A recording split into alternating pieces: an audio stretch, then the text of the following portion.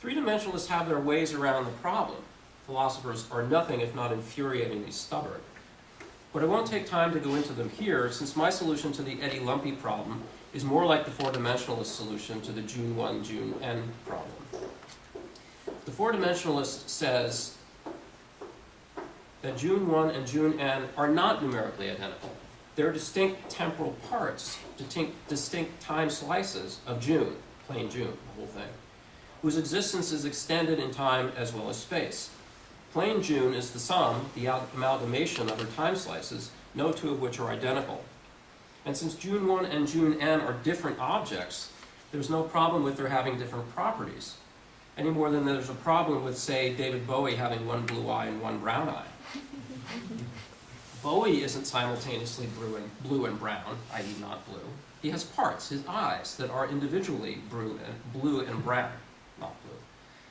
June isn't simultaneously green and red. She has parts, some of her time slices that are individually green and red.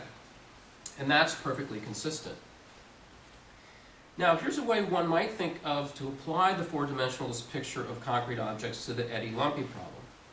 It's possible on this view for numerically distinct objects to nonetheless share spatio-temporal parts.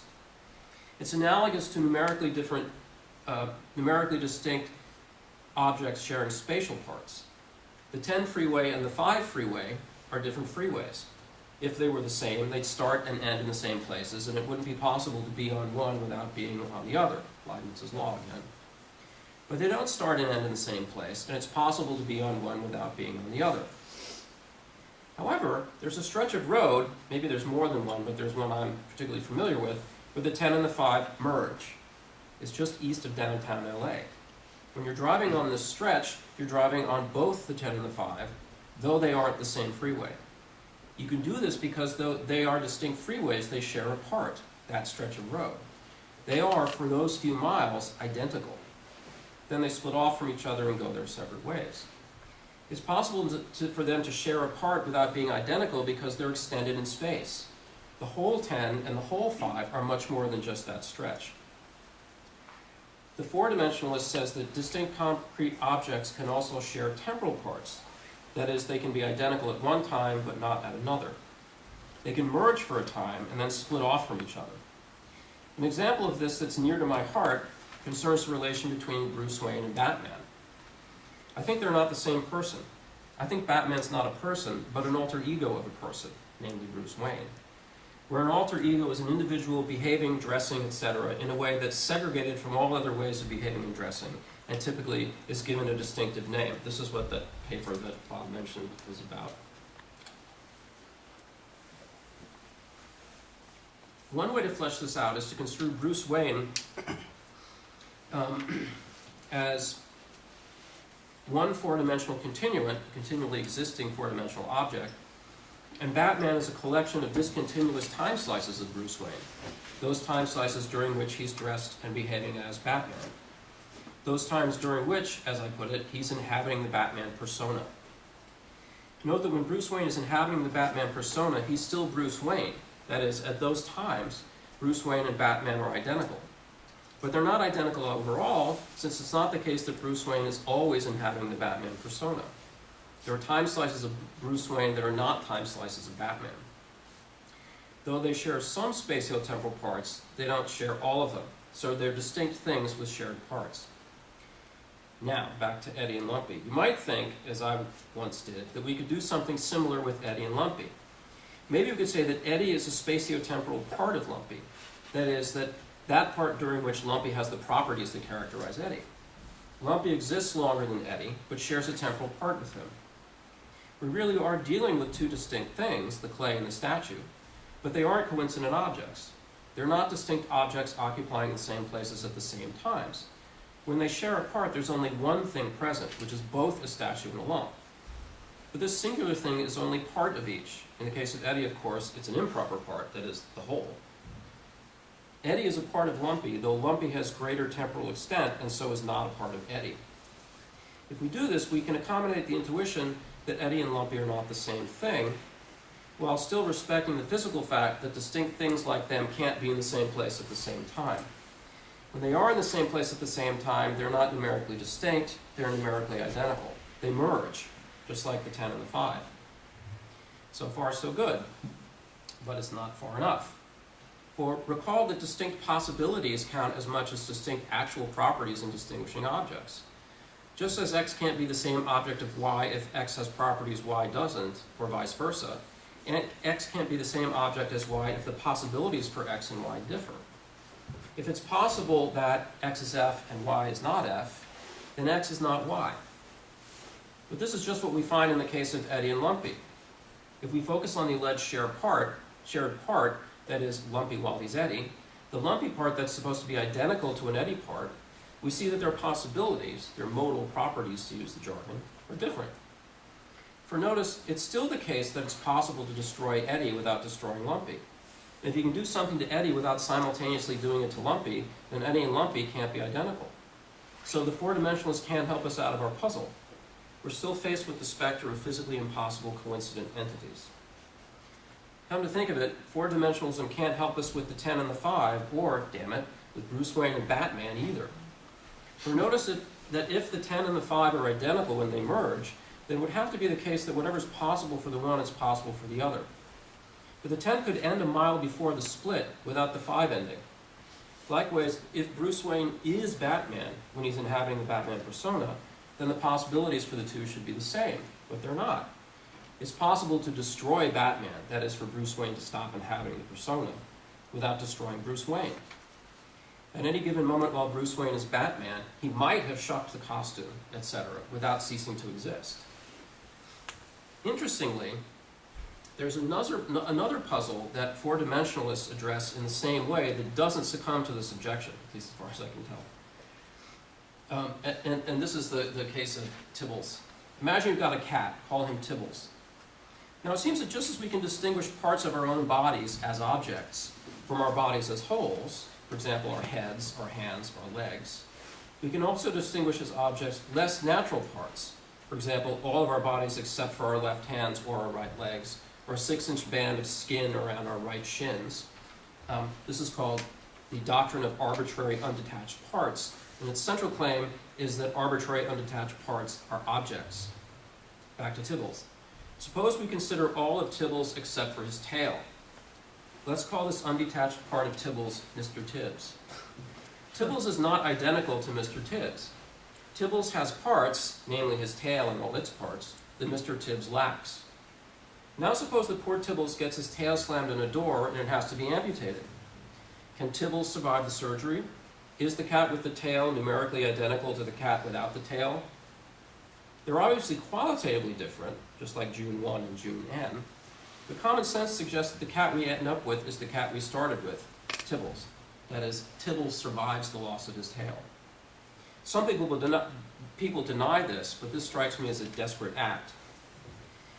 But notice that after the surgery, Tibbles and Mr. Tibbs share all the same spatial parts. There's no part of Tibbles' body that isn't a part of Mr. Tibbs' body, and vice versa, after the surgery. So do we now have distinct co-located objects? Not necessarily, says the four-dimensionalist. We can say that Tibbles and Mr. Tibbs are distinct spatio-temporal entities with a shared temporal part. At the point of amputation, they merge. They're distinct space-time worms that fuse. And notice that we don't have the modal problem for Tibbles and Mr. Tibbs that we had for Eddy and Lumpy, the 10 and the 5, and Bruce Wayne and Batman. Tibbles post-amputation is the same thing as Mr. Tibbs post-amputation. And it isn't possible to do something to one without doing it to the other. There really is only one thing, one time slice there and then. Though I won't go into this further in this talk, well actually, I will. I think there's a difference between natural objects and certain kinds of artifacts that's playing an essential role here. Notice that what works for Tibbles and Mr. Tibbs also works for the 10 and the 5 if we think of them as strips of pavement. Of course, the strips of pavement that are used as freeways are human-made things. They're artifacts. But as collections of pavement molecules or whatever, they're natural. Though someone might decide that the 10 ends a mile before the split, that wouldn't make the pavement disappear. But back to Eddy and Lumpy. The solution I propose which I think will work for Bruce Wayne and Batman as well. In fact, I originally thought this was the right way to go, but was talked out of it by worm enthusiasts. The solution I propose involves denying that Eddie is an object, at least in the way that Lumpy is.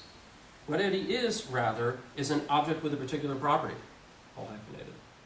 Actually, Lumpy is an object of this kind too, relative to his constituent elementary particles, but let's let him be fundamental here. The object in question is Lumpy.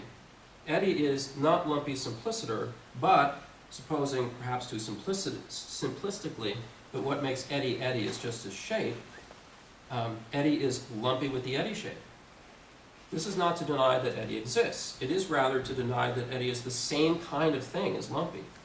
And moreover, to deny that there's any competition for space between things of the kind that Lumpy is, physical objects, and things of the kind that Eddie is, physical objects bearing particular properties. I think of things such as Eddie as, on analogy with the four-dimensionalist theory of time slices of objects, as property slices of objects. If a time slice of an object x is x from time t to time t prime, then a property slice of x is x having property p. Actually, I think the term property slice is pretty inelegant, so I'll prefer phases, an analogy with temporal stages, which is another term for, well, there's more to it than this, but it sometimes uses another term for a time slice. So I prefer phases as the term designating the kind of thing a statue is. A stage of an object is the object during a temporal interval I. Analogously, a phase of an object is the object with property P. And just like an object is not the same as its stages, an object is not the same as its phases. Stages are temporal parts of objects, phases are qualitative parts of objects. This may sound very arcane, at least I hope it does. I mean, otherwise why do philosophy? But I think we have, as I mentioned above, lots of terms in our language that refer to what I'm calling phases. We routinely coin terms to pick out objects in particular states. The term fist, for example, refers to a hand in a certain configuration. That is, to a hand as possessing, for as long as it possesses, and for as long as it possesses, a particular configurational property, position of fingers. The term paper airplane refers to a piece of paper in a certain configuration. That is, to the paper as possessing, and for as long as it possesses, a particular configurational property, the way it's folded. Terms for phases, phase sortals as they're sometimes called, are quite commonly used in discourse about natural kinds as well. Cygnet refers to a swan possessing the property of youth, mutatis mutandis, puppy, kitten, child, owlet, the list goes on indefinitely.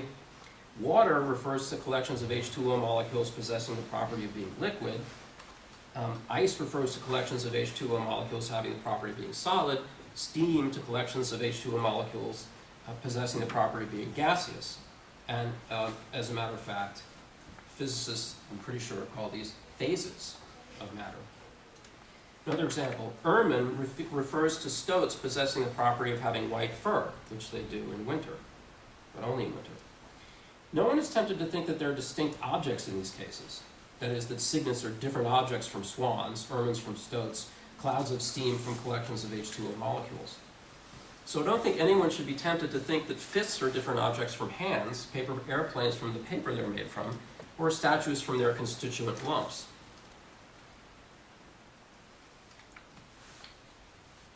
There's a sense in which there are different things. A statue isn't just a lump of clay. A fist isn't just a hand. Ice isn't just a collection of H2O molecules. But they're not different objects in competition for residence in the same space. And if we can single out phases to be the extensions of general terms like water, ermine, and kitten, we can just as well single them out to be reference of names.